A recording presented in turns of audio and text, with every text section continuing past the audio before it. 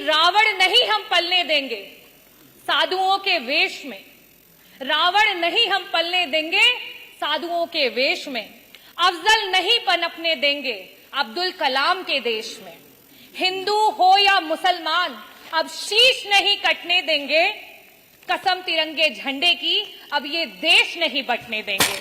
जय भीम जय भारत। बहुत प्रथम संविधान के रचयिता बाबा भीमराव अंबेडकर जी को नमन करती हूं, जिन्होंने आर्टिकल 25 में हमें ये अधिकार दिया, स्वतंत्र धर्म का सम्मान अधिकार और हर आस्था का सत्कार।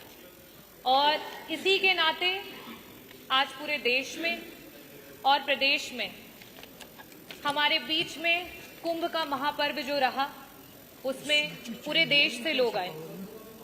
मैं सभी लोगों का जो आए उनका स्वागत करती हूं। यहाँ कई प्रकार की चर्चाएं हुई और बहुत सारे शब्दों का प्रयोग किया गया। ये जो लोग विभिन्न प्रदेशों से और यहाँ तक कि विश्व के कोने कोने से आए, वो किसी राजनीति से प्रेरित होकर के नहीं आए, वो आस्था से, धर्म से और अपने देश, अपनी मातृभूमि से जुड़े हुए हैं, इसलिए वो यहाँ पर आए। महाकुंभ के आयोजन में जितना बजट होना चाहिए था, सरकार ने उसकी कमी की। महाकुंभ में जो सुविधाएं हमारे लोगों को देनी चाहिए थी, सरकार ने उसकी कमी की। वहां पे गिद्ध नहीं गए थे, वहां पे सूअर नहीं गए थे, वहां पे इस देश में आस्था रखने वाले, इस देश को लोकतांत्रिक समझने वाले, इस देश में भाईचारे को आगे लेकर के जाने वाले लोग वहां पे पहुंचे थे। मैं इस सदन में आज बहुत सारी चर्चाएं हुई, बहुत सारी बातें कही गई। बजट की जबकि चर्चा होती है तो बजट में किस तरीके से डिवीजन होता है उसकी बात होती है। अभी सत्र में कुछ दिन पहले बात हुई कि अंग्रेजी में विधायकगण अपने भाषण दे सकते हैं, लेकिन जब आपके बजट में एलोकेशन की बात आती है, शिक्षा की बात आती है, जो हमारे बच्चे प्राइमरी स्कूल में पढ़ रहे हैं, जिनकी नींव अंग्रेजी से शुरू नहीं होगी, तो वो आगे जाकर के आपके अंग्रेजी में दिए हुए भाषणों को नहीं समझ पाएंगे। लेकिन आप क्या काम कर रहे हैं? जहां 15% कहीं आपकी सरकार बजट दे रही थी, आज शिक्षा में वो बजट गिरा करके 13% पे आ चुका है। ये स्थिति है। अगर मैं बात करूं स्वास्थ्य की, क्योंकि मंत्री जी यहां बैठे नहीं है, जब स्वास्थ्य पे जब विपक्ष चर्चा करने की कोशिश करता है, मंत्री जी उत्तेजित हो जाते हैं। शायद इसीलिए हो जाते हैं क्योंकि स्वास्थ्य पे मात्र 6% का बजट दिया गया है और इस 6% के बजट में भी मंत्री जी 40% का बजट पिछले जो बजट में था एलोकेटेड, उसको इस्तेमाल नहीं कर पाए। अगर हम बात करें ग्रामीण अंचल की, जो उत्तर प्रदेश की 60-70% की आबादी है, अगर हम उसमें बजट के एलोकेशन की बात करें तो मात्र 4% का बजट है, जो 8 करोड़ 8 लाख की आप बात करते हैं, 8 लाख करोड़ की 8 लाख 8,000 करोड़ की बात करते हैं, उसमें मात्र 4% का बजट दिया गया है। और सबसे बड़ी नाइंसाफी अगर इस सरकार में कोई झेल रहा है तो वो हमारा किसान है। पूरे देश का एवरेज औसत अगर निकाल लिया जाए तो बाकी प्रदेशों में जहां किसानों को 6% का बजट मिल रहा है, वहां उत्तर प्रदेश की सरकार में मात्र 3% का बजट है जो हमारे किसानों को दिया जा रहा है।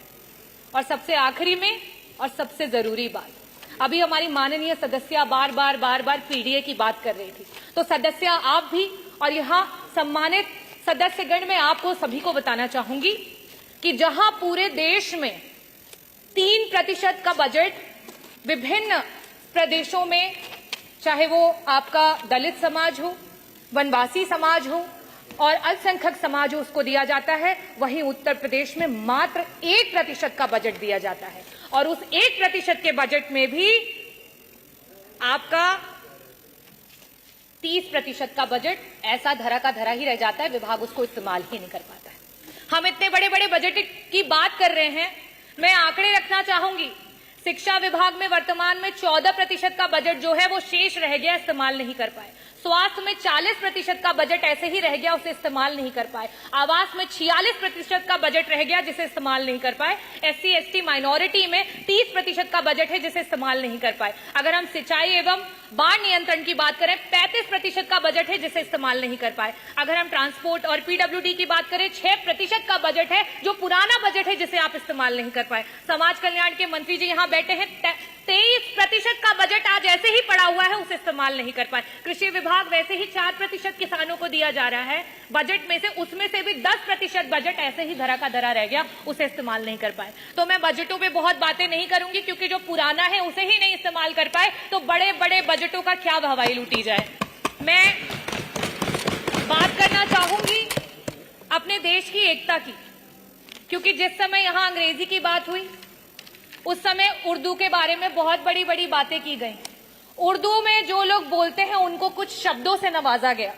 हमारे देश में उर्दू को बड़े ही लगाव से देखा जाता है। हिंदी अगर हमारी मातृभाषा है, तो आज का ये जो देश है वो अंग्रेजी से भी नहीं घबराता है, अंग्रेजी को सीखने की पूरी इच्छा रखता है।